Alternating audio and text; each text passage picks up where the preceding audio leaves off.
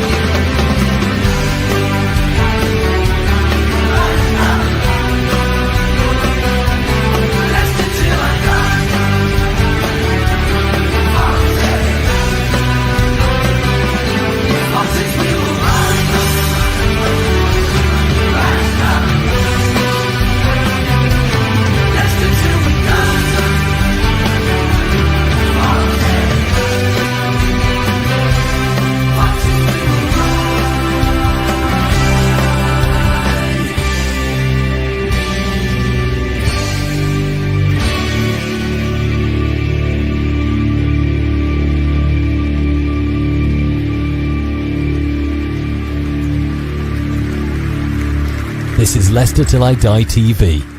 Watch and subscribe on YouTube and listen on your podcast platform.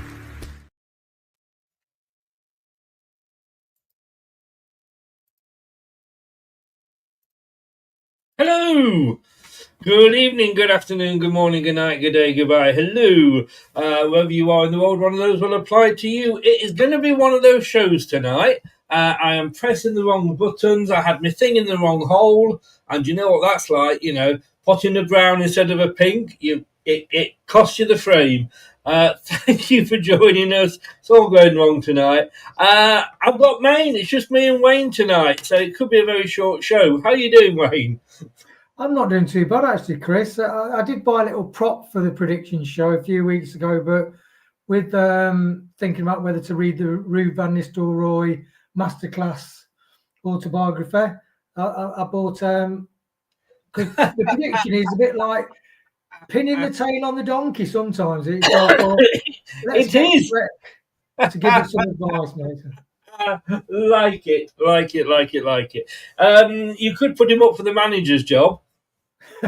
Well, actually, yes, you could do. It's interesting because Ruud's been sort of angling in the press conferences for maybe wanting to do it next season, isn't it? He has, which scares me.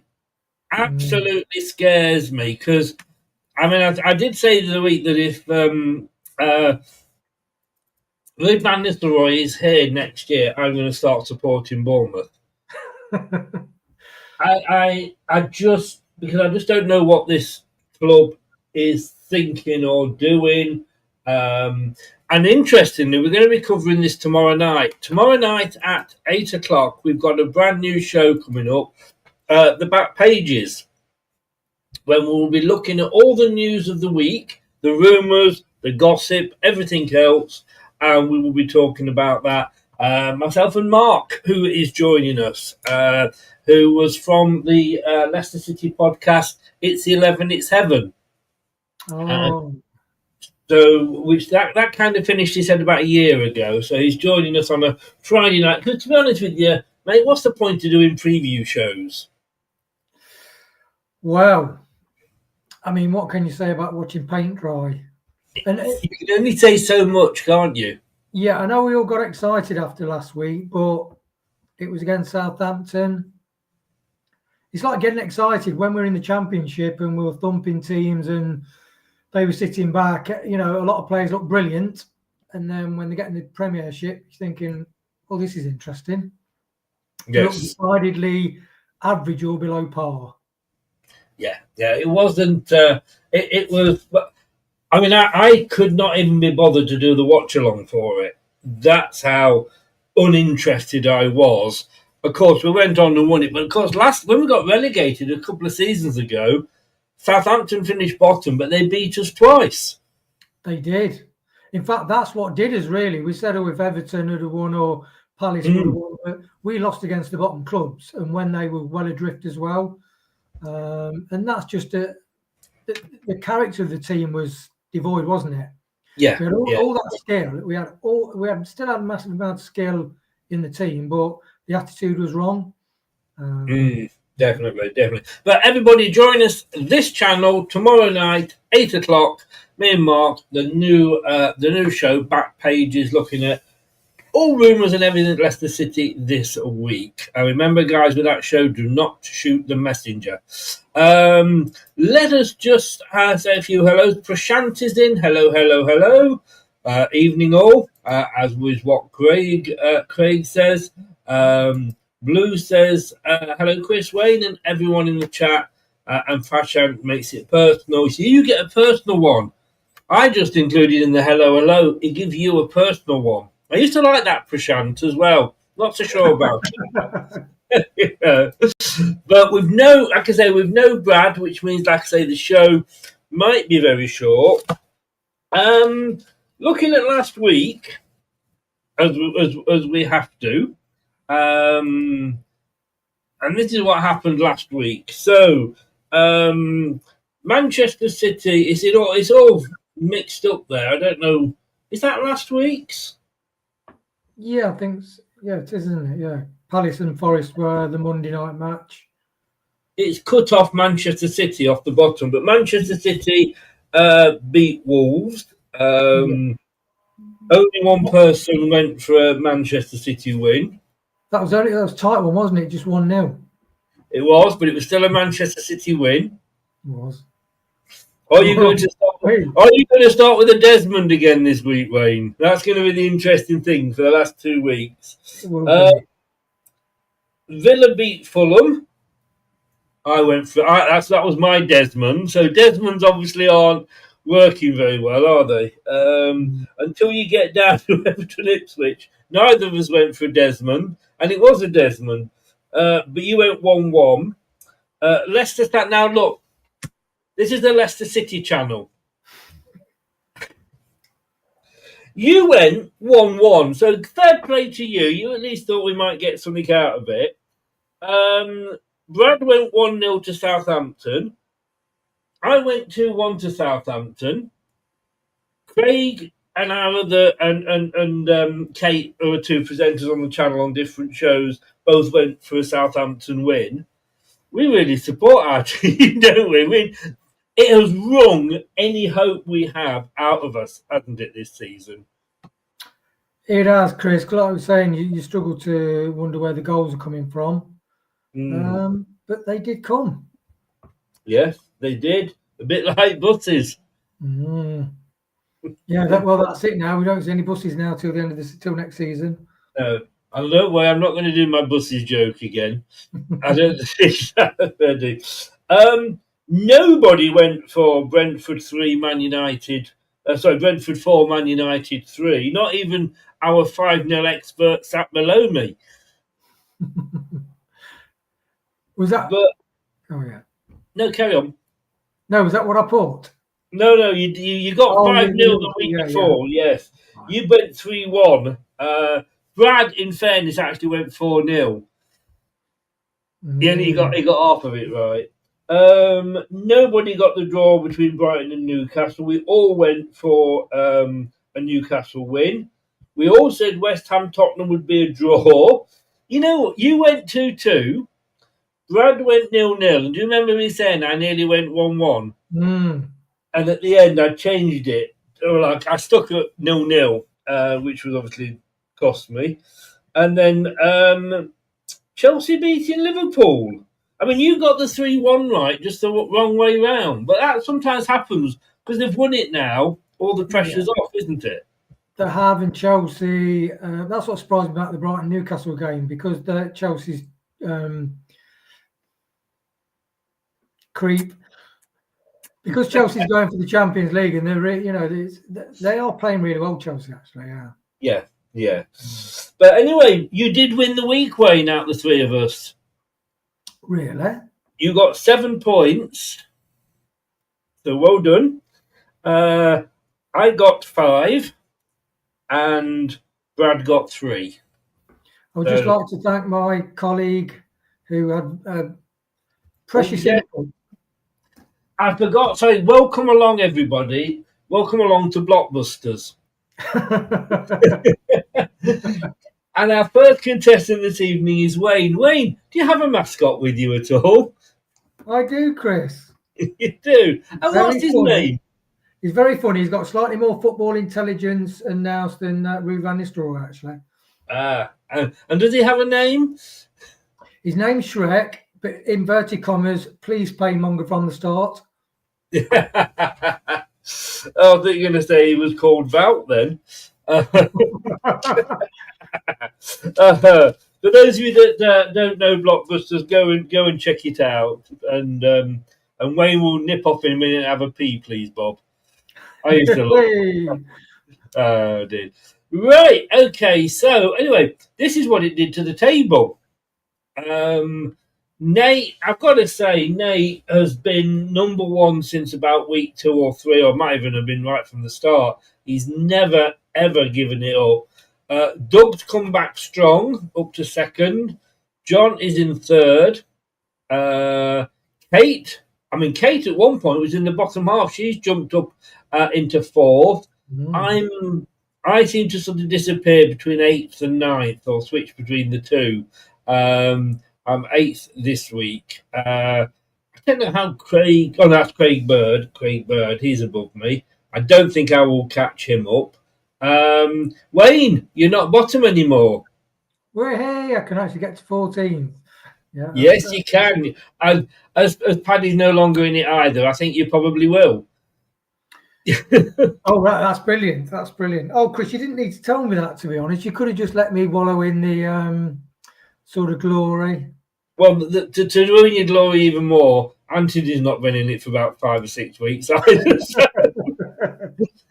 In fact, next season, we're probably going to do it slightly different, is that anybody who stopped playing this season will not be allowed back in next season. And we'll try and get some more of we'll get all our presenters in. So we'll get Tom, we'll get Mark in. And we'll hopefully get people like Jack and Locks and people like that to come in. Good idea, Chris. Yeah, make it a bit of a real Leicester one. So, and is there a cup at the end of it, a trophy, or you just get the honour of saying you were better than everybody else? We did try it last season. A ex-footballer sponsored us, and then didn't give any prizes out like he promised. I know. So we've not done prizes for a bit because points don't make prizes. I've got to say, Wayne, as well. Look, you've not been with us that long in the table. But you've got 18 correct scores. Not doing too bad, Chris. I mean, I won't mention that doing fantasy football actually helps, and vice versa. This helps with fantasy football. Boom! He's good. Right, looking at that. 13 minutes, 15 seconds. Fantasy football. I'm sure your viewers play fantasy football, Chris. They do, but they don't necessarily go. You go on about fantasy football more than when I have a good week. Well, what it's good for, it is good. You are aware of it, although, like you said, Palmer's got a lot of points. They're all from the first half of the season, so you are quite aware of who's currently on form, which is quite useful, really. Yeah. Well, these are the games this weekend, and the games are all at the weekend. Is it the cup final next weekend? I think it is, isn't it? Yeah, it's normally the first weekend in... Because there's no games on the Saturday next week. Why isn't it should be the showpiece of the season? Well, it's like the argument of a lot of the fans of the semi-final weren't happy, were they? Because it's such a cost to go down to Wembley, and there are the purists. I do believe that Wembley should be for the final, and I know they can get more of the fans in, but then again, with modern stadiums, look at Everton's, a lot of Spurs, a lot of these clubs have got big stadiums. But it used to be, didn't it? It used to be Hillsborough in the north, but you can make that Manchester City or Everton's new stadium. And in the south, Well, it used to be Midlands. It used to be Aston Villa, didn't it? Yeah. So they've got. I know they've got to pay for having this stadium built, but I just don't know. I think it's wrong. I do think it's wrong. But this weekend's fixtures are all over the 2 days, Saturday and Sunday. No early kickoff, and I've also got the Bournemouth time wrong there, so forgive me. Fulham, Everton, Ipswich, Brentford, Southampton, Man City. I wonder which way that will go. Wolves, Brighton, Bournemouth will play Villa. Then on the Sunday, Newcastle, Chelsea, United, Man United, West Ham, Nottingham Forest versus the mighty Leicester. This is obviously on telly. Spurs will take on Crystal Palace, and Liverpool will take on Arsenal. That all is. I mean, just tell me, remind me, because I think I've forgotten here, Wayne. What are Arsenal going to win this season? The first word is sweet. Don't forget the other two. Forget the other two. That woman's name from it sounds like a name from the 19th century. It's like Fanny Adams, isn't it? Yes, indeed it is. Indeed it is. So those are the games. So let's make a start.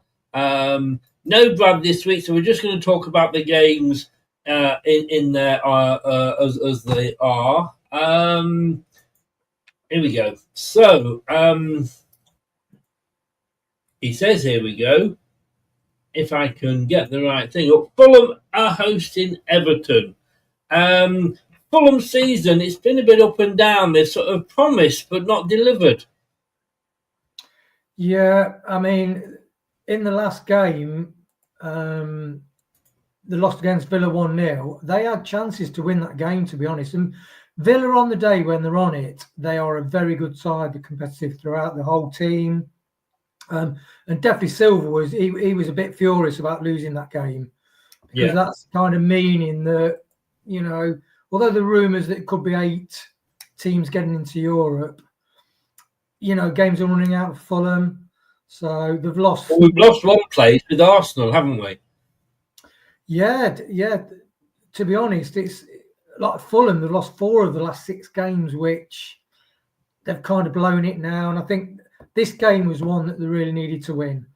So they're just a clutch of teams, aren't they? Like Fulham, Brighton, Brentford, Bournemouth, that are almost good enough to get into Europe, but just not quite. We might get an extra Europa League place because you've got the Tottenham versus who are they? Chelsea, is it? Tottenham Chelsea in the European final. But I know Arsenal are definitely, obviously, being knocked out. Sorry, Arsenal fans. I mean, Everton couldn't beat Ipswich last week. What a comeback by Ipswich. 2-2. Everton are in 14th at the moment. They've got -7.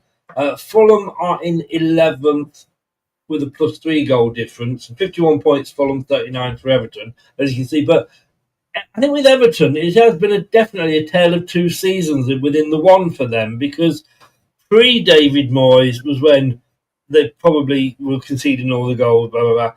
Post-David Moyes, it's been a turnaround, hasn't it? It has, but they have dipped in the last 3 games. They've lost a couple and drawn 1. And I think there are rumblings around Everton now with the style of football. They need a big clear out. They're moving to the big stadium, but the bit more, and really from Everton down to West Ham, all those teams, if either Leicester or Ipswich had got a few more results together, they'd all be up to Everton. They'd all be they'd be really worried about whether they're going to get relegated, basically. So Everton, on a normal season, would be in danger of getting relegated even now. So, yeah, I'd say it's Fulham to win 2-1 for me, Chris, for that. Okay. I mean, it's funny, isn't it, that, you know, with the sort of season they had before Moyes started, they're now complaining about David Moyes.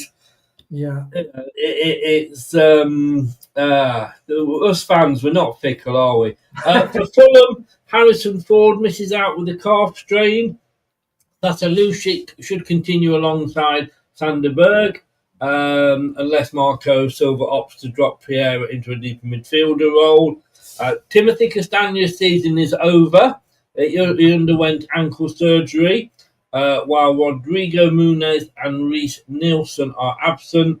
It says here Silva are unlikely to make sweeping changes to his 11, but he does have Andreas, Harry Wilson, and Emile Smith-Rowe competing for the number 10 spot. For Everton, Dominic Calvert-Lewin made his first appearance since January off the bench last time out, although he's unlikely to start in place of Beto, whatever you want to call him, in attack. Dwight McNeil marked his first start since December with a goal against Ipswich, and he's expected to start from the right again. And Decore will be assessed for Orel Malang. Oh my God! Why can't we just employ English players? Orel Mangala, Jesper Lindström, and James Tarkowski miss out. Fulham have drawn in their last 3 matches against Everton in all competitions. Oh! Brad went 2-1. You've already given me yours. Well, I'll take yours at the end right now. I'm moving forward. You've gone 2-1. Guess what I'm going to go for? 1-2. No, I'm going to go for a Desmond. Ooh, get in there, Chris. Get in there, yes. LCFC Forever is in. Hi, mate. How are you doing? Don't forget, join in. You can get your predictions in the chat with us. Just please put which game you're talking about, because right now I've got none in yet, so I'm going to move on, and then they'll all get mixed up. Next up, we have got, Wayne, a small matter of Ipswich against Brentford. Ipswich nothing to play for with 3 games to go. Brentford still hoping for Europe. I mean, as you look at it there, Brentford are in 9th, Ipswich are in 18th, minus 41 for Ipswich. Surely this is going to be a easy walk in the park for Brentford. I don't think it is, to be honest, Chris. I mean, you know, Ipswich came back from 2-0 down to draw with Everton. George Hurst scored at 79 minutes, got our header at the back post from the cross. You know, Ipswich have had a lot of injuries, although they spent a lot of money and bought a lot of youth to go down that route. You know, Connor Chaplin is a really important player for them. He's been injured since December. And to be honest, McKenna, like he said, most of the players in the Ipswich side have never played in the Premier before. No. So he is talking like this season has really set them in good stead for playing in the Championship, basically. And he thinks a lot of those players that haven't been quite good enough for the Premier, a lot of the young players, they'll do really well in the Championship. And then Ciso for that second goal, I mean, he scored some fantastic goals for Ipswich, whether they keep him or not, or he signs for a Premier club. But he's a superb quality striker of the ball. Has shots right in the top corner. And Brentford, I think Ipswich will draw with Brentford 2-2. I think it's got to be Desmond, Chris. You're going for a Desmond. Well, hang on to your scores moving forward until I finish mine, then we'll do all the scores together. But Ben Johnson returns from a ban for Ipswich, but Leif Davis remains on the naughty step for another week. Tazambi will be assessed ahead of this one. It's the only injury concern that Ipswich have. And Kieran McKenna, let's face it, after that 2-2 draw, I wouldn't make any changes myself.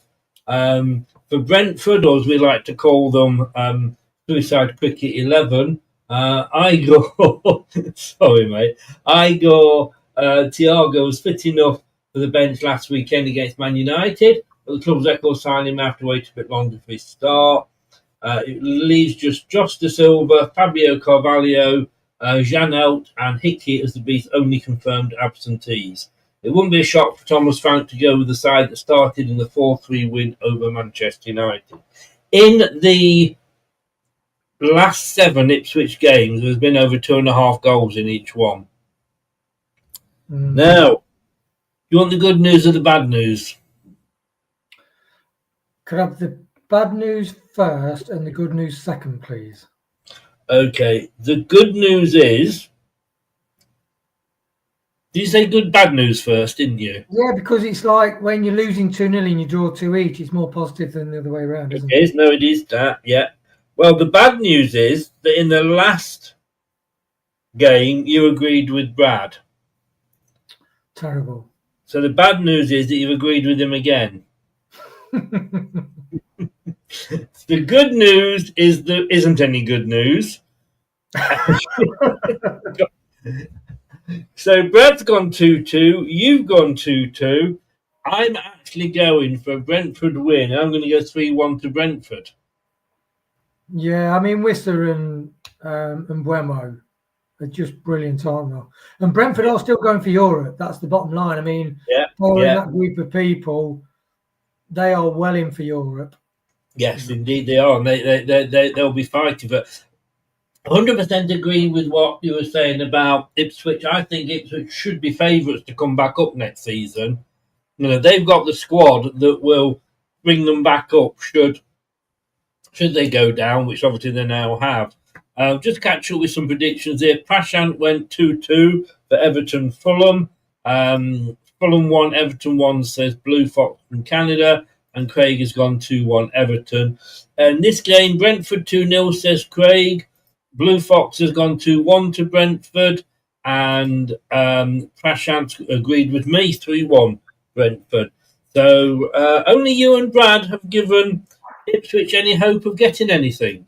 Yeah, and when you had Jack from the final whistle on, and we were talking about we were talking about how fans pay money, and it's been really poor football down there, and they spend a lot of time travelling away.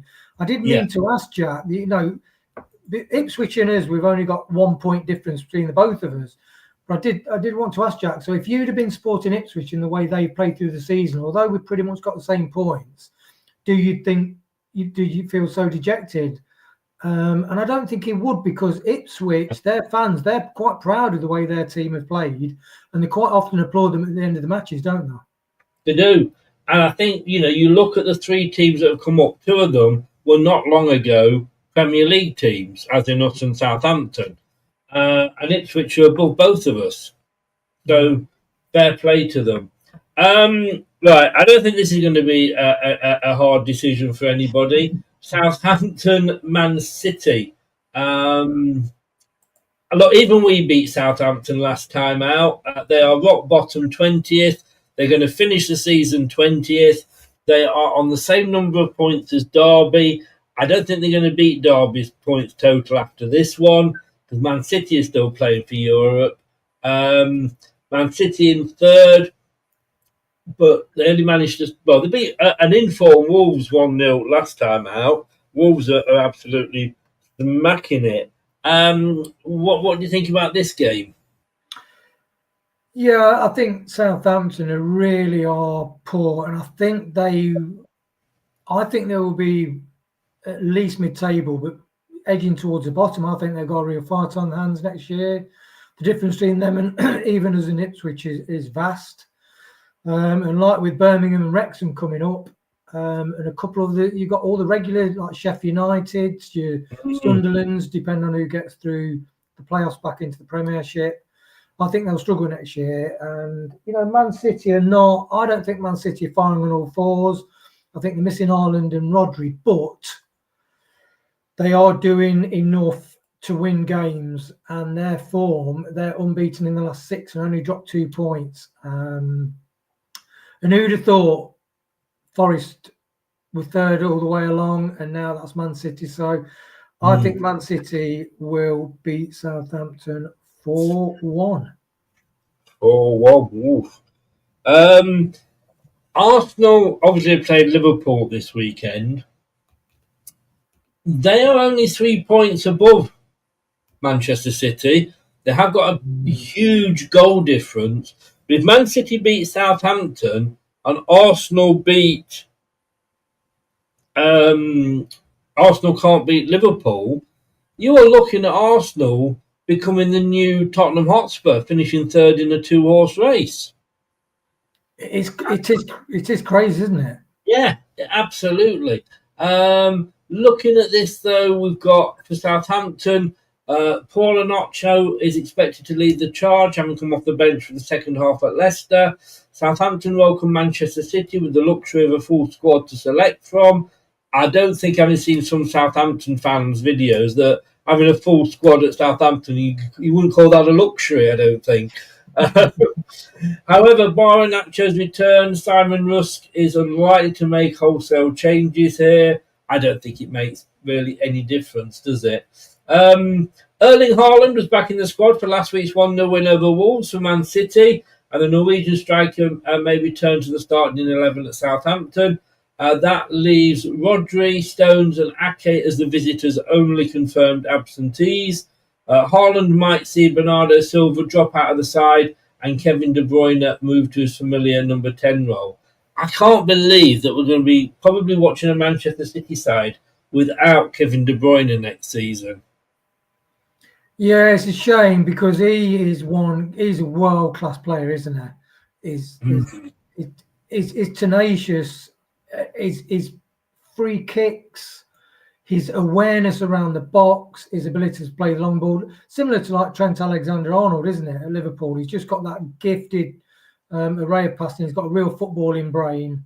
And it'll be interesting to see how they sort of go next year, because a few people like Foden hasn't really made it. Haaland's been injured, although he was on the subs bench for them last week. Yeah, against Wolves, so he might be coming back. Who knows? I mean, Southampton season, they've won 2. That is poor, even by our standards. They're certainly not going to do anything going towards Derby's record at this game. Southampton have lost 15 of their last 18 matches in the Premier League. And they've conceded at least 2 goals in 14 of their last 17 matches. But Man City are on a run, like you said, they've won 4 of their last matches. What am I going to go for on this one? Not 9-0, are you, Chris? No, but I tell you what, I'm going to go. Brad's gone 5-0. You've gone 4-1. I'm going to go 4-0. So, there.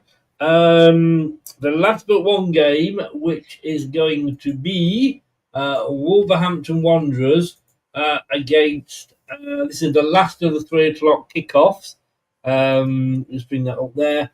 Brighton in 10th. Wolves, wow. Look, remember where they were with us earlier in the season? They're sat in 13th place.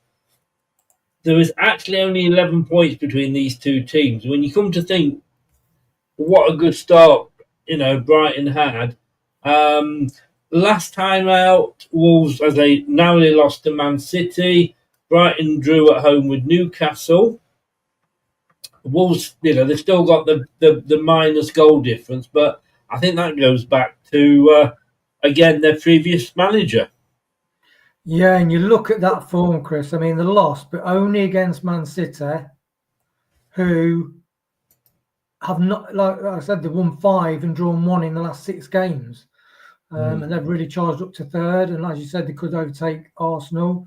So that to only lose against Man City in the last 6 games. And to be honest, you look at the table. So Wolves are 13th, and then you look at like Brentford and Bournemouth and Brighton, who are going for a European spot, and they're only not 9 or 11 points ahead of them. So without the rubbish start, he definitely would have had that team challenging for Europe, if not sort of up to 6th or 7th. The form is, in fact, it's going to be interesting to see if he stays, what he can do next year, actually, with Wolves. Yes. Yes. And Brighton have turned things around again, won and drawn. So, but I think Wolves will be too strong for Brighton. Cunha is definitely on a roll. He smells blood. He's a great forward. They've got a great. Nori's a great fullback on the left. They've got a good solid defence. And I would say they're going to beat Brighton 2-1. I'll tell you why I'm laughing in a minute. Kuna is their top player, obviously. Interesting to see whether he will be there next year or not, or next season. Mitoma is the top-rated player for Brighton. Interestingly here, though, for Wolves, we always say about, clubs being one-man teams, but Cunha has got 15 goals, Larson 13, and then you've got Al-Nouri in third with 4. Yeah, and to be honest, when Cunha was banned the 2 times, and Strand Larson, he was like your typical Chris Wood or George Hurst. Big guy, not particularly fast enough to trouble defences, but he came through with the goals when Cunha was sort of, and he kept he was the start of their run. And that's the thing, if it's like with Brentford, if you've got 2 people who are scoring a decent amount of goals, you're in with a chance of having a really good season. You are. For Wolves, actually, Strand Larson is a doubt owing to a groin issue, which forced him to miss last week. Pierre may name an unchanged 11 for the welcome of Brighton despite defeat. None of Sam Johnson, Sasha Kadlic, Enzo Gonzalez, or a couple of Far East people I can't pronounce. Sorry? Easy for you to say. Yeah. For Brighton, wingers, Solly March and Matoma will both be assessed, while Pedro continues to miss out owing to a ban. James Milner, Kadalugu and Rutter all miss out due to injury. Therefore, Fabian Hurtlitzer may go with the same 11 that started last week's 1-1 draw at Newcastle. You went 2-1. Brad went 2-1. And I'm actually going 2-1. And that's what I was laughing at. That's what I was laughing at earlier. Brighton 2-2, says Craig. He's gone for the first Desmond from the panel. Prashant has gone Wolves 2, Brighton 1. Blue Fox has gone Wolves 1, Brighton 1 as well. So a couple of draws in there. Right, coming up next then, let's have a look who we have got next. It is the last game on Saturday. It's a Saturday evening on Sky, 5:30 kickoff. If you're going to sort of visit me, don't come on Saturday because all the Brummies will be down from Villa. Bournemouth are at home. Villa in 7th, Bournemouth in 8th, although there are 7 points between them. I was actually out with Craig, the Bournemouth fan, last night having a few beers, and they're still hopeful of Europe.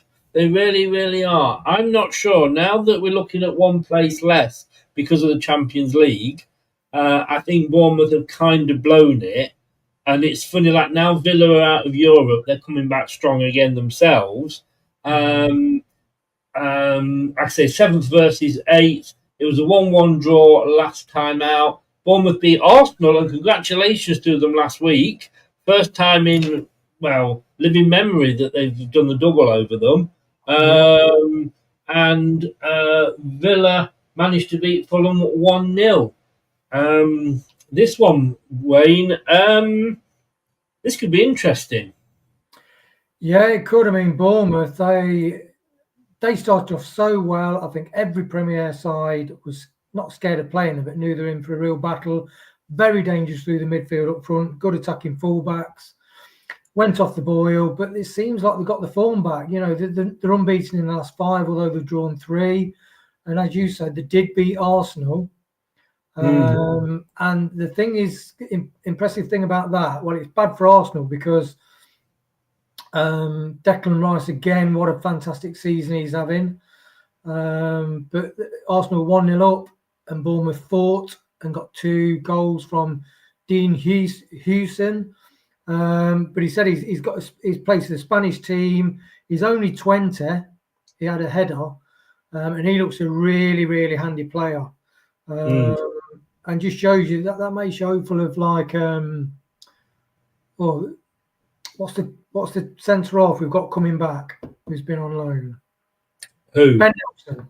That's right. Oh, Ben Nelson. Yeah. Like a typical Ben Nelson, like nice 6 foot defender, quick on his feet, good football, good with his head, intelligent player, nice quick brain. So when you look at him playing for Bournemouth and he's a regular starter, and really, really good defensively for them, then you think, well, there's hope for our younger players next season, and hopefully they get more of a chance.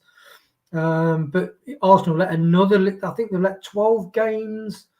They've either lost or drawn 12 games where they've been in the lead. And that's why Arsenal got Man City breathing down the neck, isn't it? Yes. So, but Villa are brilliant. Now they've got Europe out of the way. They won 5 of the last 6. Tillemans, that shot that Tillemans had at the weekend, wow. He took his time settling in, but he's now he's one of their better players. He is, and I know there was like acrimony from Leicester fans because he held out to go on a free, but maybe that allowed him for Villa to snap him up. And Emery's built a brilliant side with Villa, the brilliant defensively. Martinez, what a keeper! Wow, he's world class, isn't he? And Tillemans, he's having a brilliant season. And Match of the Day featured him and said he's everywhere.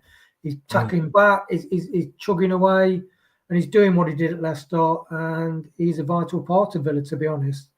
But I do think this will be a 2-2. Oh, you're going for a Desmond. Well, Kotara joins Unal, Christie and Luis Sinestra in the Bournemouth physio room, owing to a groin strain in the 2-1 win at Arsenal. Semenyo may therefore return to the starting 11, having been dropped for that game. Lewis Cook may drop into right back once again, with Alex Scott starting in place of Ojeo. For Aston Villa, Rashford is joined by Youri Tillemans on the sidelines, with the midfielder set to miss the final 3 games of the season. Wow. What we just said about Tillemans. As such, Emery may be forced into one change from the side that started the 1-0 win over Fulham last weekend, with Onana expected to start alongside Kamara. Aston Villa have won 6 of their last 7 matches, and Bournemouth have scored at least 2 goals in the last 3 home matches against Villa in all competitions. I originally had gone for a 1-1. No, I hadn't. I'd originally gone for a 1-2. But then Brad had gone for 1-2, so I changed it to a 1-1. But I'm going to change it again. I used to be indecisive, Do you know what's funny, Chris? Every time I see a pen now, you lift the pen up. It does remind me of that story about you clicking the pen. I know. Look, can I just say, though, that guy, and I didn't realise that it was coming across like that. I didn't realise it was picking up because nobody told me, but I have got a normal pen now. I am going to have to agree with you, Wayne, and go 2-2. My second Desmond of the evening. Talking of Desmond, did you ever read his autobiography? Desmond who? Who do you think? There's only one Desmond. Tutu. Yes. Hey. Why did I go there? I have no idea. Right, Ant is in. Oh, hope you're all right, Ant. Ant said he's watching from A&E. Don't tell me, Ant, you were out with the girlfriend and she was driving and she bashed the car up again. He's not injured himself practicing for the Tough Mudder, has he? Well, quite possibly. Or, of course, he fell out of his high chair. Either of those things could have happened. Hope you're all right, mate. Hope you're all right. Bournemouth 2-1, says Craig.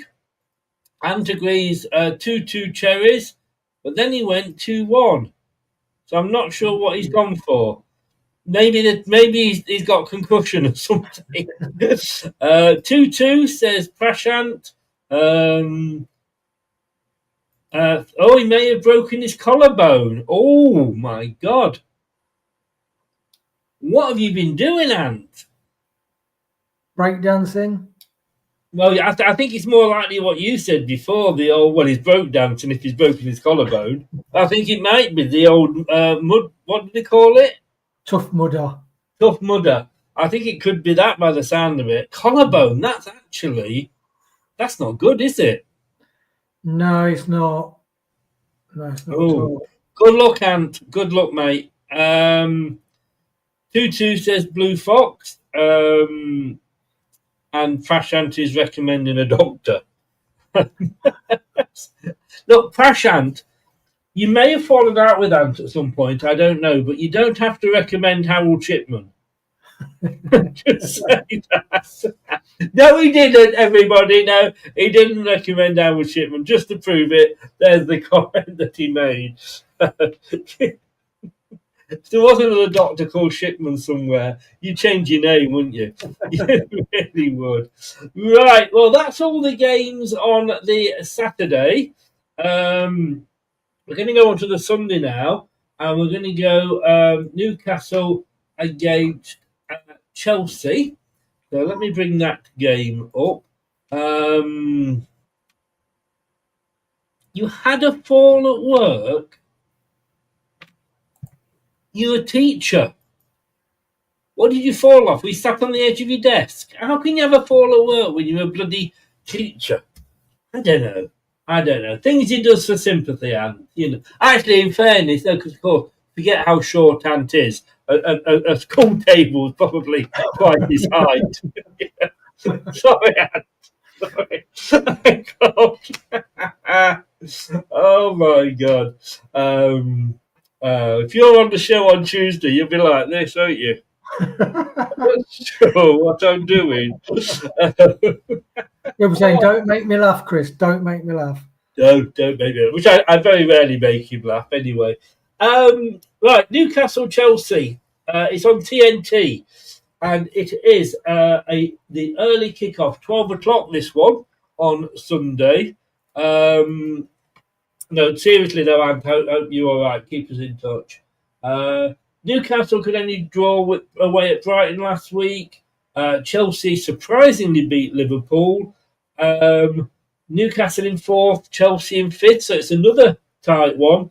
Earlier in the season, Chelsea won 2-1, but Newcastle weren't having a particularly good start to the season, were they? This again, another difficult one to predict. Very difficult. This one is. I mean, Chelsea unbeaten. They've won 4 and drawn 2 out of the last 6, and they've not been playing fantastic football, but they're getting results. So, and at the right time. And I personally didn't think Maresca would get into the Champions League, especially with Forest up there as well. And I thought Villa would always get back in, but he is.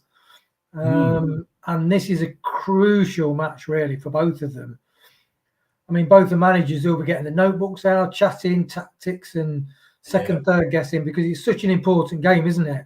Yes. Because basically one more win, and I think even if they lost the last couple, they're pretty much sure of, European football, the chasing pack, Bournemouth and down, won't be able to catch them. But it's interesting now. Gordon's back from injury because Barnes has been playing because Gordon's been out on the left.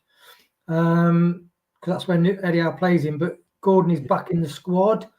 And there's a discussion about whether he'll play Gordon or Barnes, who has been on fire in the last sort of 10 games. And he looks right up for it.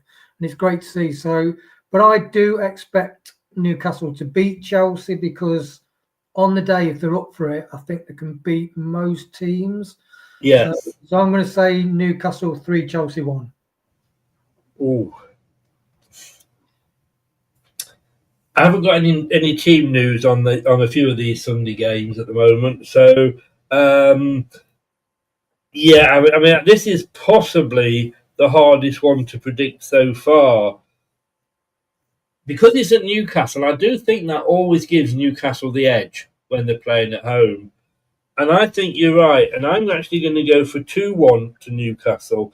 Because I think the problem with Chelsea is I'm not sure of how their last games have gone.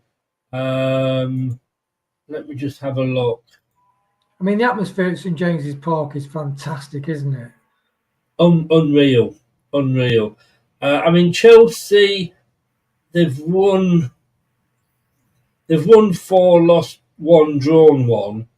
But a lot of those were at home, or 3 of those wins were at home.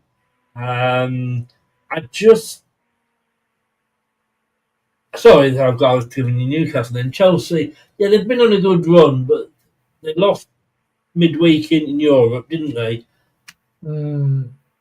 They have been on a good run, but you just don't know what sort of Chelsea's going to turn up. I'm going to agree with you, like I say, with the win for Newcastle and gone 2-1. Brad has gone 2-2.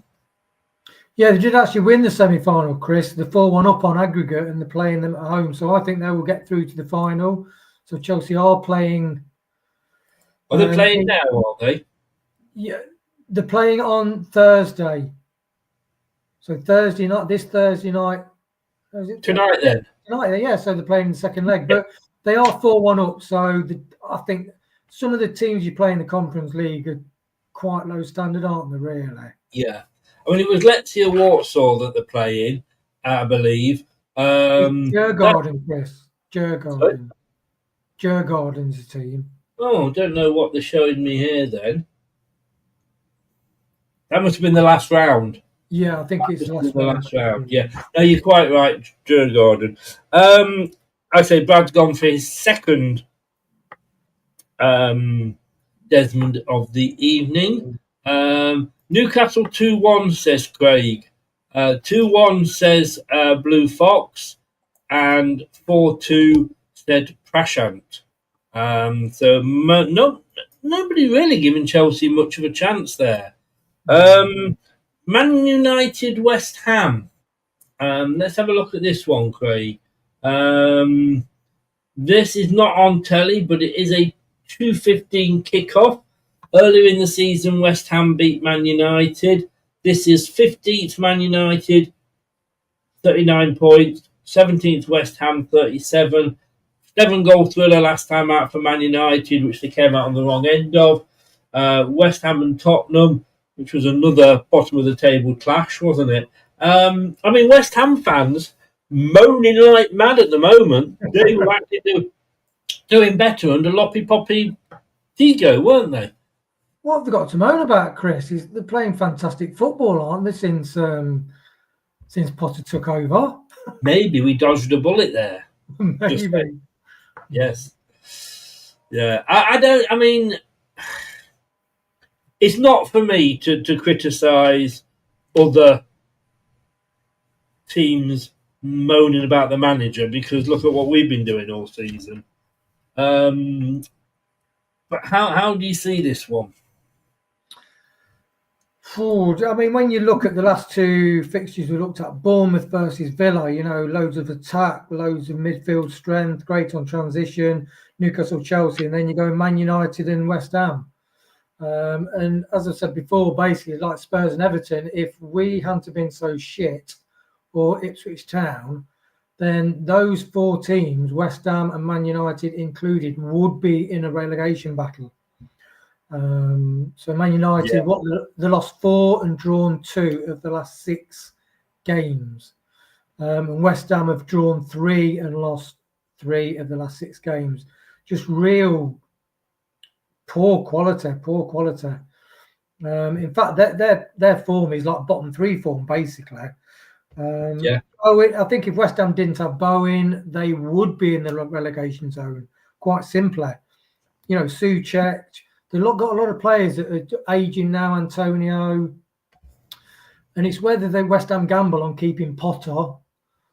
Or, as you said, though, Chris, when he was rejecting jobs, you said, well, is he playing with fire? Because, if you're at the game too long, you become stale. And, from what you said, I thought it was a good point. And it does seem with Potter, he could say, I need the players to improve the team. But they are good enough. Those results that Potter's got from that team is not good enough.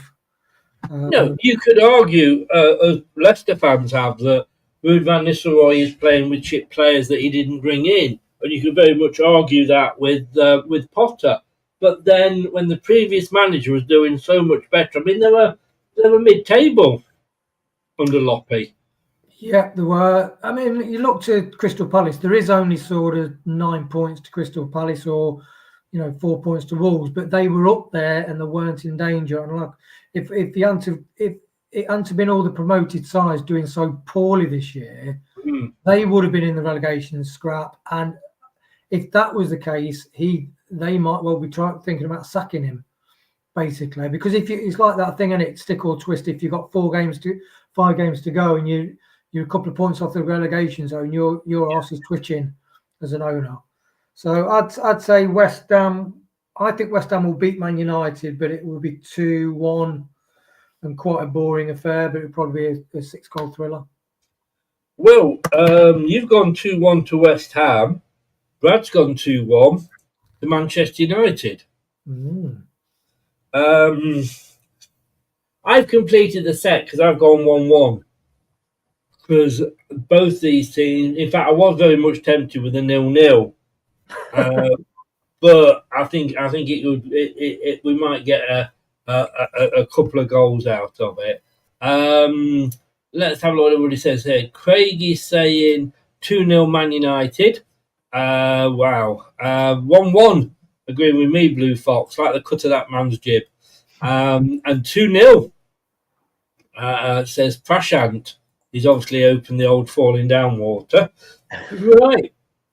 Coming up next, well, it's the East Midlands derby, isn't it? I mean,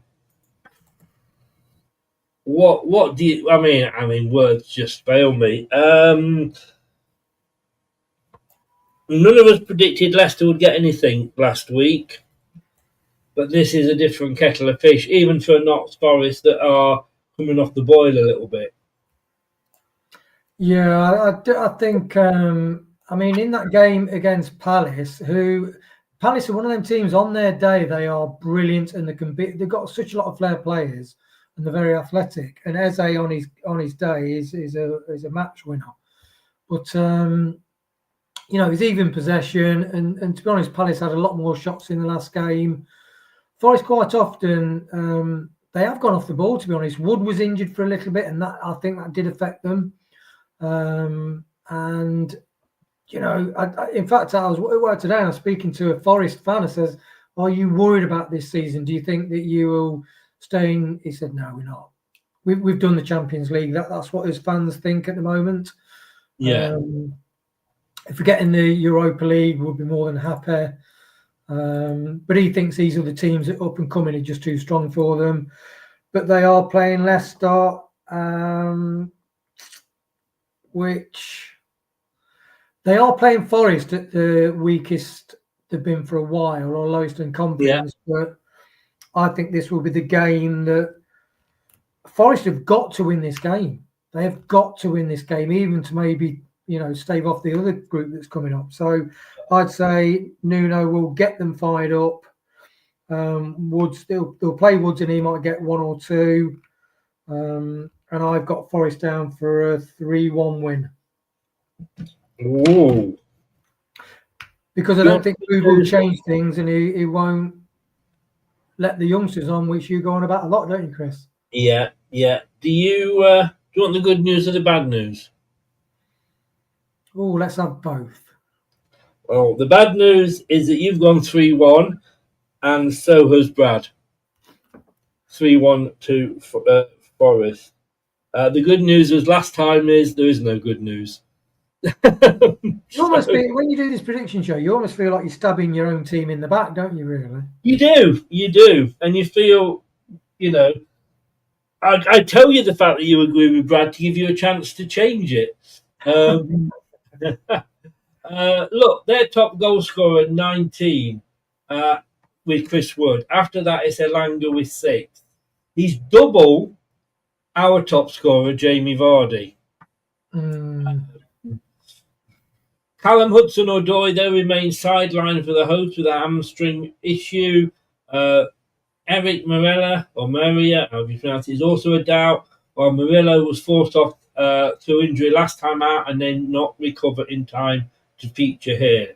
Leicester continue to be without the likes of Wenete. I didn't know he was injured. Dakova Reed, Hermanson, and Piera. Sorry, that bombshell, Chris. Who's injured? Dakova Reed. I'm gutted, Chris. Gutted. Gutted, but you shouldn't be surprised at Ricardo. No, and I did listen to your show with regards to Ricardo, and I think he's one of those players that we all want him to be fit, because if he is fit, he's a brilliant player. He's definitely Premier quality, but as you said, is he a sick note? And how many games will he play? And you can't build a team around, hopefully he might be fit, can you? No. He has to go now, unfortunately. Look, we beat Southampton. Harry Winks has not featured since mid-March after falling out with Ruud van Nistelrooy. Look, they are fading. I have no faith in my team. What about Vardy to get the 200 though, Chris? Come on, show some Vardy love.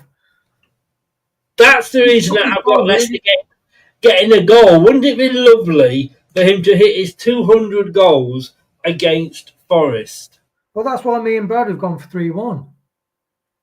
Did you see the way Vardy took the way Vardy took that goal? He ran with the defender, stopped and pulled back, hit the ball on the old volley with his left foot and his right-footed. Quality, Chris. That move was reminiscent of what Leicester used to be like.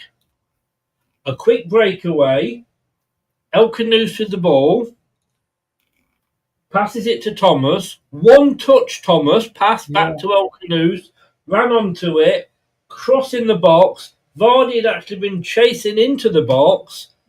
First touch. I mean, it was an amazing goal. I mean, yes, we were only playing Southampton, but it brought a tear to my eye when I saw it. I'm not going to lie. I was welling up. It does. Well, you see, what's interesting, that Forest fan I was talking to, and he says, "Oh, do you think Vardy will come to Forest?" And I went, "Oh, that's a big one." But he said, he thinks that Vardy can still, if he was he said, I think if Vardy was in a better team with a better midfielder who could get him in and play the ball at the right time, he thinks Vardy would have got double figures this year. Well, he's on 8, so there's only going to be 2 more, isn't it? You know, but that's not bad, though, is it? In a shit side. Yeah, you know. I think for me, look, he's being linked with a lot of teams, and do watch this tomorrow night at 8:00, folks, because we are talking about Jamie Vardy. 8 p.m. tomorrow, the back pages. Thank you for the shameless plug. Are leading me into that, Wayne. I do like that title, Chris. I did laugh my head off when I saw that title.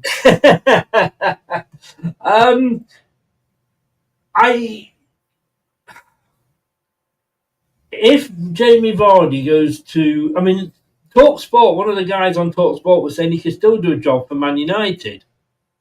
I think if any club get him, they've got to use him as an impact sub.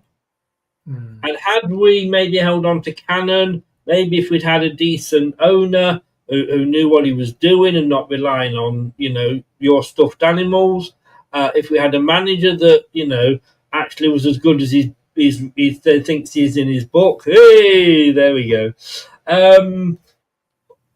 Who knows? We could have used Vardy as an impact sub, and I think he could get double figures as an impact sub.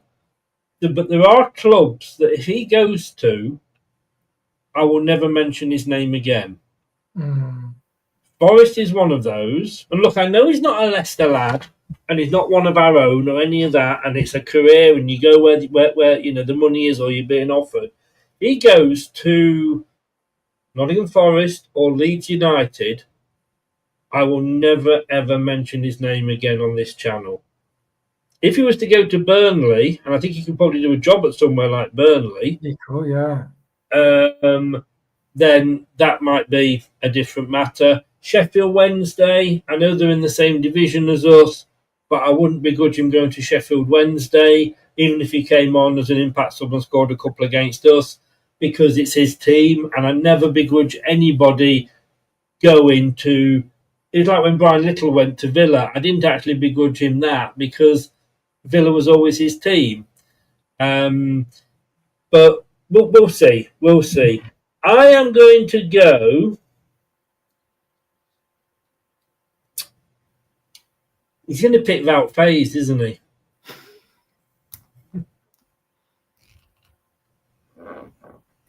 Is the dartboard coming out, Chris? Indeed. Oh look, I'm going to be. I'm going to be silly, and if I'd lose some points here in the prediction league, so be it. I'm going to go 1-1. I know. Call me daft. Call me stupid. I've been called worse. But I have gone 1-1.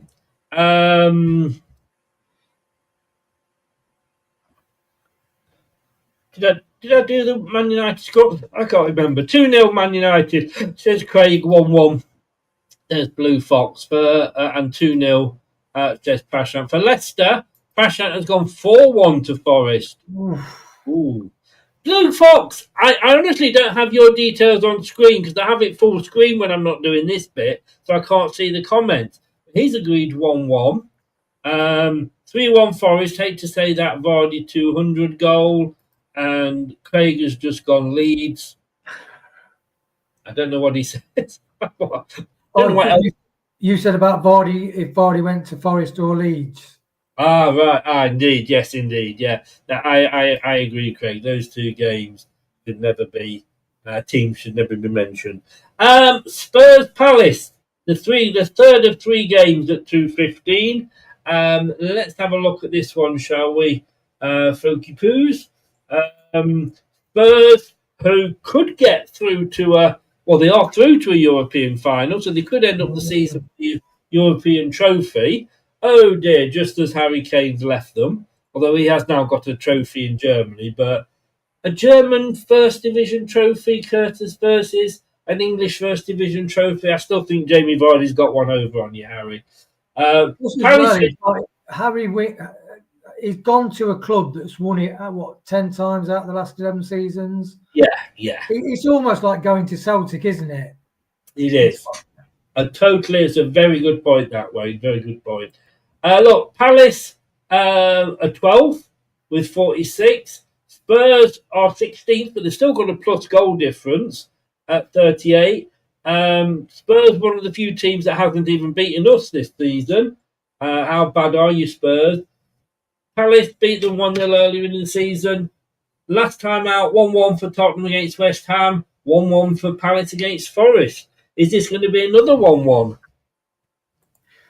It could well be, to be honest. I mean, Spurs are, they're playing tonight, Spurs, I think, is it?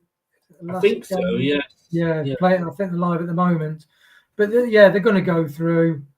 I don't know when that final is, actually, but yeah. They're playing Bob Glimt, aren't they? Yeah, Bodo Glimt, yeah, definitely. Yeah. They're up 3-1 on average, on aggregate, 11 minutes into the game. So, pretty much they're going to get through. I wonder how cold it is up there, though, in that Bodo Glimt, because it can be. I think they had to clear the snow off the pitch earlier.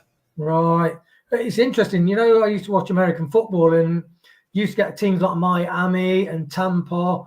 They used to be running away with the season, like 13 wins, a couple of losses.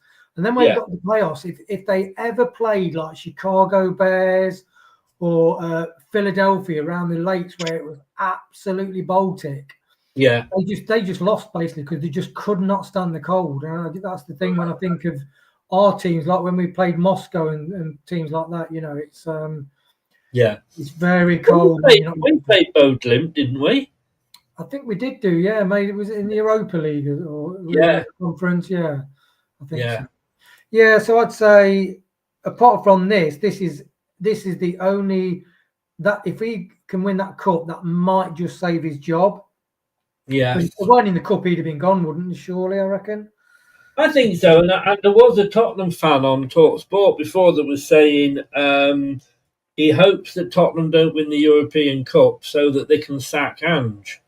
Really? Yeah. That's like some of our fans saying we hope we lose against Southampton, so it shows the board how utterly crap we are.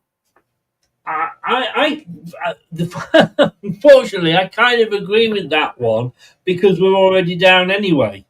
Yeah.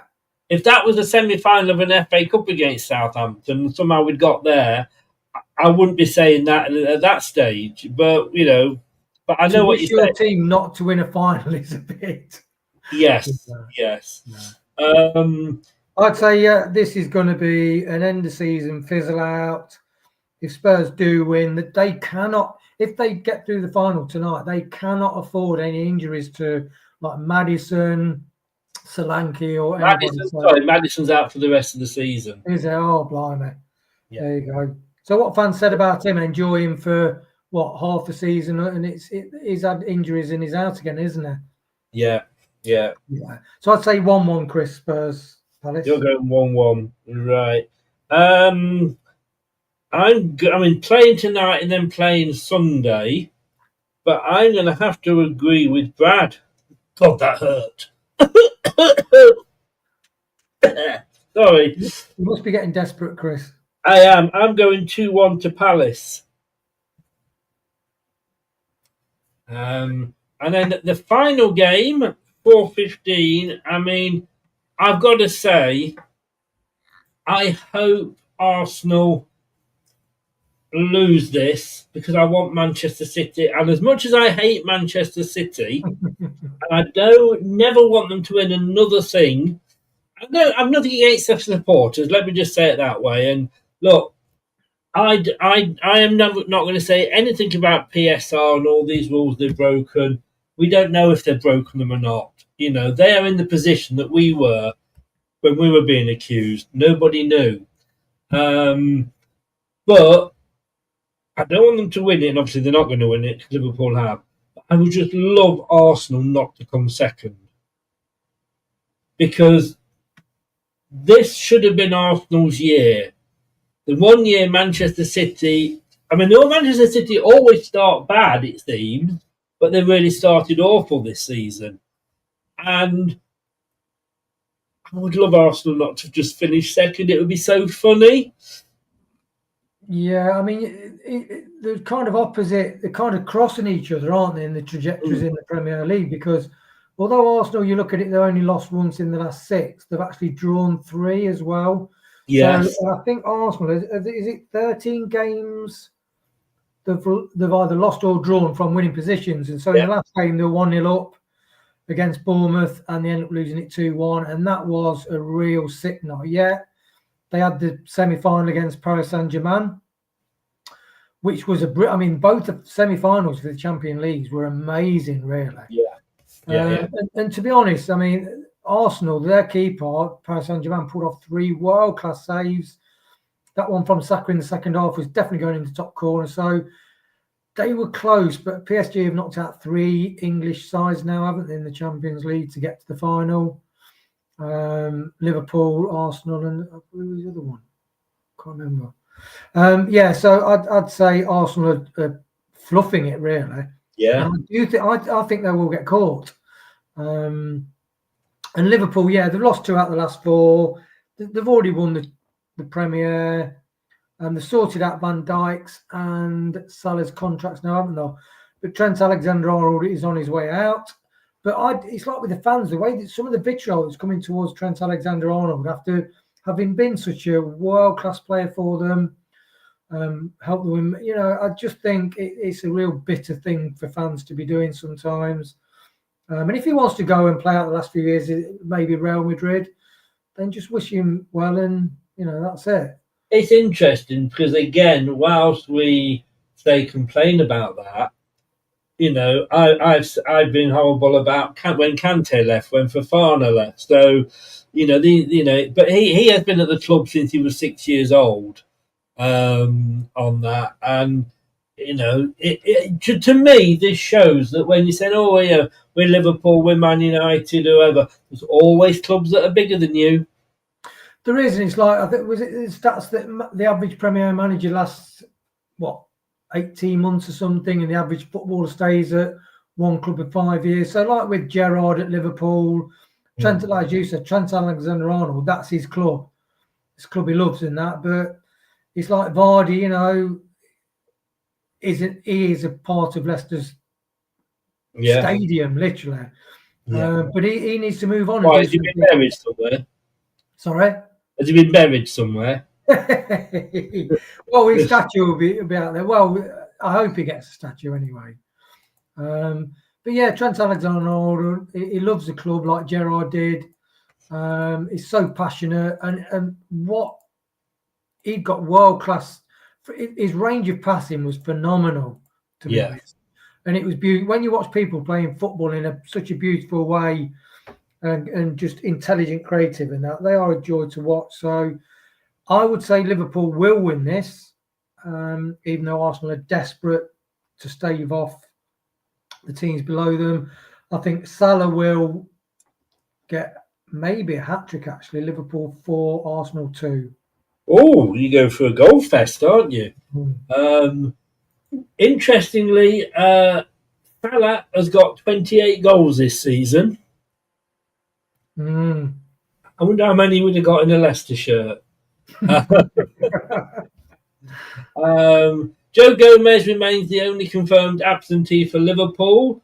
A number of changes may be in store following the defeat at Chelsea last weekend, namely the return of Konate and alongside Virgil van Dijk. After announcing his summer departure this week, Trent Alexander-Arnold will play in front of the Liverpool faithful for the penultimate time. For Arsenal, long-term absentees Gabriel Jesus, Tomashayu, Havertz and Magalhaes continue to miss out for Arsenal. Ricardo Calafori made a positive impact from the bench against PSG in midweek and could start over Miles Lewis Skelly. Interesting, the question would be, how different would Arsenal have been if they'd got a decent striker? Jesus, that he's definitely, that's 12, 15 points there straight away. Yeah. I mean, it's just, they should have got one in January. They really should, shouldn't they? Yeah, I mean, Man City did that season, didn't they, when they didn't have a recognised striker, and Gundogan, did he score like 14, 15 goals? And they were scoring from midfield and that, but Arsenal, and one thing's interesting, the commentator in that match against PSG, sometimes Arsenal were getting in the box and they was doing that, what Arsenal do many times, trying to overplay in the box. Yes. There's a gap there. Ali McCoy saying, he said, there's a gap there. Hit the ball, hit the target. And they, you know, so that's the thing with a recognised striker. He would get a shot off, basically. Yes, yeah. You went 4-2. Wow. Brad's gone 2-0 to Liverpool. I've gone 2-1 to Liverpool. So we all think that Liverpool are going to do it. I'll ask you this question before we round it up then, Wayne, sorry. If, let's say Arsenal do finish third and Man City catch them, and there's still 3 games to go, is that it for Arteta? I mean, I know he signed a new contract, was it last season or the season before, but is it time for Arsenal to move on from the Arteta era? I wouldn't say so, because it is a striker. I mean, the mark of good managers is sort of assessing where they've gone wrong. You know, it's like they say about Leicester. All businesses do a review and they'll say, look, we tried that didn't work. And Arteta will know that he's made a cock-up with not signing a striker, because that's what they've been missing. And even someone like, ironically, even someone like Chris Woods up front for Arsenal would have, you know, got more points. So hopefully, I think he's a great manager. I like he's tenacious, he's competitive, he's got a good footballing brain. He has got a great side. And with Arsenal, it's not only that they lost Jesus, that Odegaard was injured for a lot, and Saka has been injured quite a bit as well. So you got 3 major losses, and I think those are 3 first names on the team sheet. So he's kind of got an excuse in a way. No, I think he'll stop. What do you think? Interesting. At me, I don't think Arsenal will get rid of him, but I think they need to. On that. Pass out, we're leaving anyway, mate, so there's no point really, but you can do if you want. We're going to be back tomorrow at 8 o'clock, like I say, for the Back Pages, which is our new show, rounding up all the Leicester City news of the week. And we will also be back for the watch-along on Sunday. I'm back with the watch-along, which means we're going to lose it. Are you there on Sunday, Wayne? Yes, mate. I will see you on Sunday. Just a small matter of an East Midlands derby against Nottingham Forest. I'll get my blue and white wooden rattle out, Chris. I hope that's not a euphemism for anything. Not on this channel. Closer to the clappers, mate. I've still got a drawer full of clappers here. But thanks very much, Wayne. Hey, everybody, thanks for being in the chat. Thanks for joining in. If you're watching this on catch up, please add your comments in the description below on YouTube. If you have been listening on Spotify, thank you for lending me your ears. And remember, smash that like button, subscribe if you're new, click that notification bell, and for $1.99 you could become a member and support the channel. Thanks, everybody, and thank you, Wayne. I will see you on Sunday. Cheers, all. Cheers, Chris. Take care, everybody. Good night. Thanks for watching. These videos are tremendous. You better like them too, or I'll be back. This podcast is proud to be part of the TalkSport Fan Network. TalkSport. Powered by fans. That will conclude this evening's entertainment.